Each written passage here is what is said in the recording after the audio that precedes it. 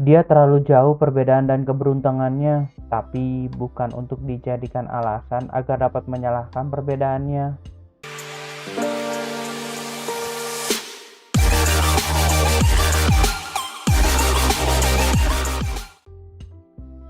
Halo pendengar efek pecandu, kembali lagi dengan aku bernama Hafiz Urbana. Hari ini setelah menulis buku harianku, aku ingin bercerita mengenai seorang teman perempuan yang dulu aku kenal, saat ini sudah tak tahu di mana jejaknya. Sosial media perempuan itu pun juga sudah tidak aktif. Teman perempuanku itu ku kenal di saat duduk di bangku kuliah.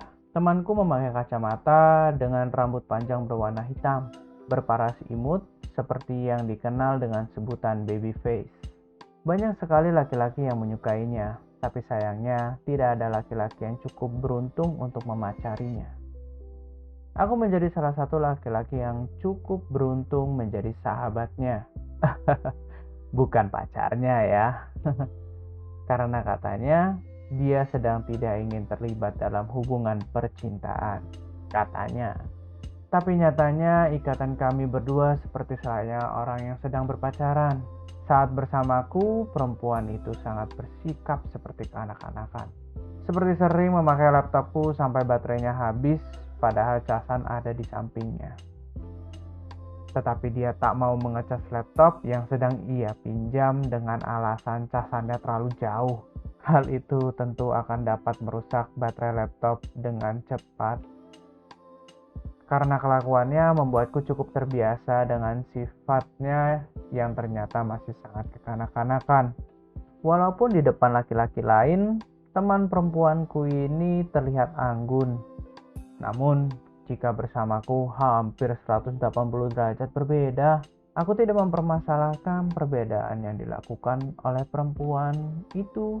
Kami berdua bersahabat sudah cukup lama dari awal pertemuan saat mahasiswa baru sampai saat akan wisuda. Karena kelakuan temanku itu sedikit membantu dalam beberapa hal di kehidupan perkuliahan. Setiap kali di pertemuan kuliah, aku sering bolos karena bermain game online di rumah. Teman perempuanku itu sering mengisi kekosongan absenku tanpa diketahui oleh dosen. Biasa disebut dengan titip absen atau TA.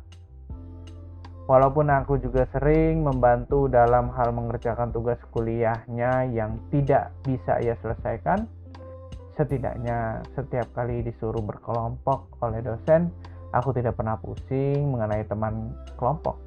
Karena teman perempuan imutku itu akan mencarikanku teman kelompok untukku dan juga untuknya. Teman perempuan imutku itu juga tak bisa menaiki motor, sehingga sering menumpang denganku saat akan pergi ke perkuliahan. Semua berjalan dengan baik sampai pada akhirnya waktu wisuda datang.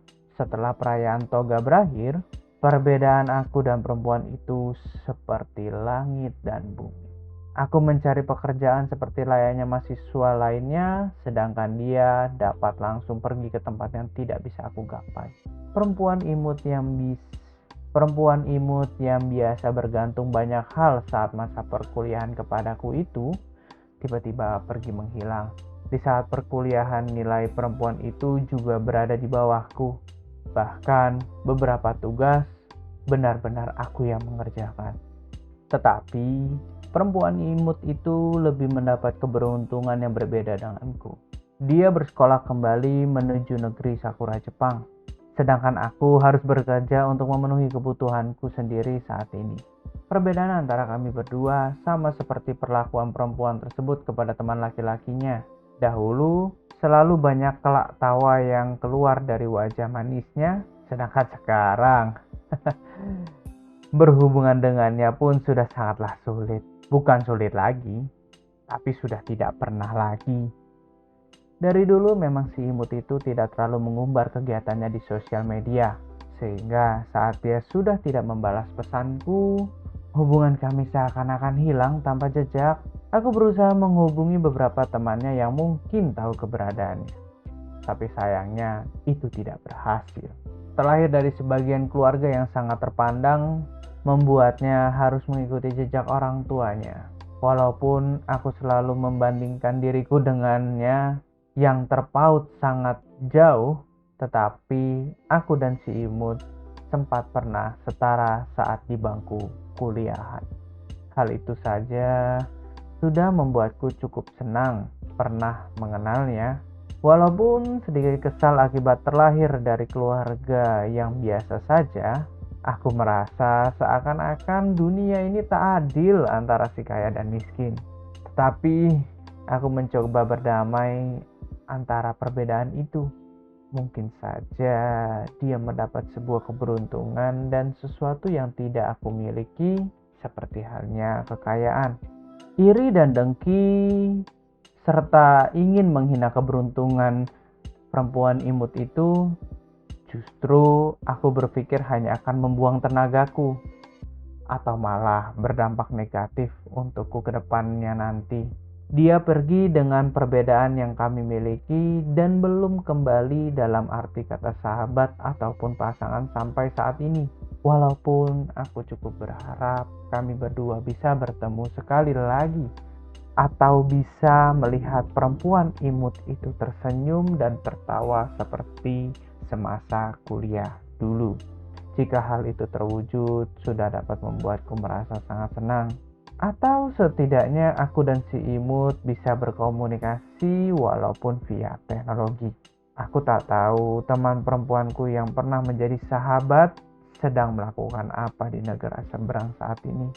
Semoga apapun yang dia lakukan di negara lain menjadikannya sosok yang sangat baik dan membantu banyak orang. Doa yang kupanjatkan kepadanya tersebut harus kulakukan juga di sini, di negara tempat kelahiranku dan juga negara tempatku tumbuh kembang hingga detik ini. Perbedaan itu pasti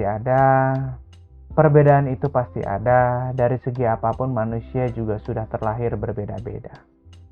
Tetapi perbedaan itu bukan dijadikan alasan untuk pertengkaran ataupun alasan untuk membenci sesama, melainkan dijadikan sebuah persatuan dan juga inspirasi untuk berkembang menjadi manusia yang lebih baik. Sekian cerita hari ini, dan untuk si imut yang sedang belajar di negara seberang, semoga kamu sehat dan masih terus tersenyum. Terima kasih sudah mau mendengarkan cerita Efek Pecandu sampai akhir. Jangan lupa kunjungi semua sosial media yang kami miliki. Sampai ketemu lagi di konten selanjutnya. Bye-bye.